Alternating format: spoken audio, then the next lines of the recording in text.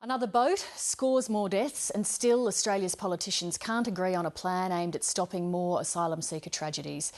Authorities have now called off the search for survivors from last Thursday's sinking of a boat carrying 200 people.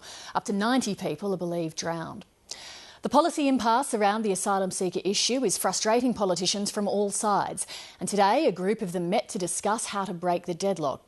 Shortly, I'll be joined by the opposition immigration spokesman Scott Morrison, but first, this report from political editor Chris Yulman. The precise details of this matter still remain unknown. Another overloaded asylum boat. There were reportedly 200 people on board this vessel. Another disaster. It did capsize with a considerable loss of life. 110 were rescued in the first few hours of a search 200 kilometres northwest of Christmas Island. Unfortunately, no more people were found alive. 17 bodies have been recovered from 90 feared dead. We are unable to determine, tragically, how many people have lost their lives in that sea.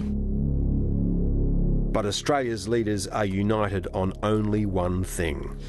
This is a dreadful human tragedy. We mourn for the dead.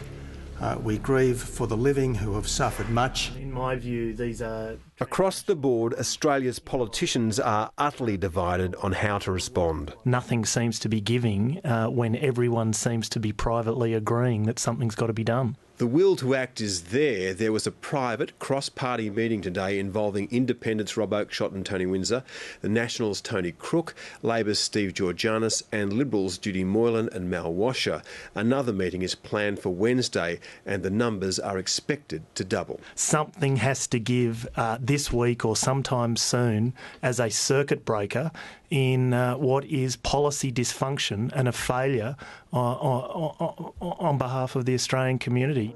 There are different views between the major parties and within them. We say to the government and the Australian people, we do know about a workable solution because it worked under the Howard government and there's no reason why it would not work today. When we had TPVs, we had end up with women and children getting on boats and them drowning, trying to join their partners here. I mean, that wasn't a policy outcome that we'd desire again, and we had thousands of people in limbo. The Greens want a doubling of the refugee intake to 26,000 and a regional solution to the problem, but not one that includes offshore processing. I'm not happy with offshore processing because it undermines international law. So, with no hope that the Greens will help fashion what the government believes is a necessary deterrent, Julia Gillard is again appealing to the opposition, offering to reopen Nauru if the coalition will agree to accepting a people swap deal with Malaysia. We had a compromise on the table, had an element of the government's policy, had an element of the opposition's policy. We thought if we put the two together, everybody could come together and support it. That is still on the table to be accepted. Compromise seems unlikely. Would you like to sit down with the Prime Minister and work out a deal on asylum seekers, Mr Abbott? Would you like to see a compromise? Instead, the coalition was keen to remind the Prime Minister today that border protection was one of the three things Julia Gillard said she'd fix when she deposed Kevin Rudd exactly 2 years ago. 2 years on, the boats keep coming. There's a carbon tax starting on Sunday, and we have a $3.3 billion black hole in the budget because of the botched mining tax. And to tell the Australian people when she now expects her government finally to find its way. She's off. With her party still mired in poor opinion polls, now it's Julia Gillard who's hunted and Kevin Rudd who's the hunter. How are you feeling about the polls today for the Labor Party 2 years on? I'm concerned about the medal count for our Paralympic team in London.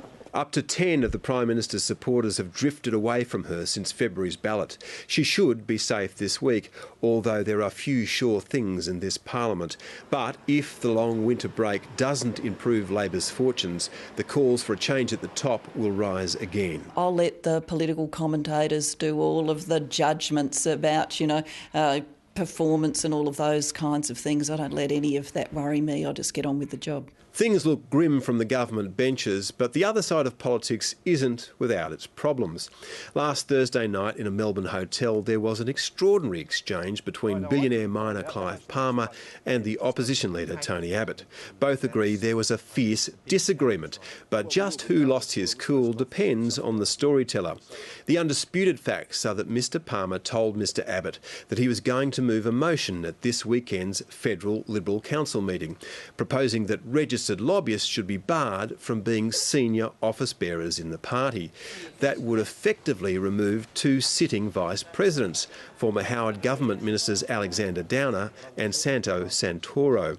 Mr Palmer has told his supporters that Mr Abbott's response was visceral.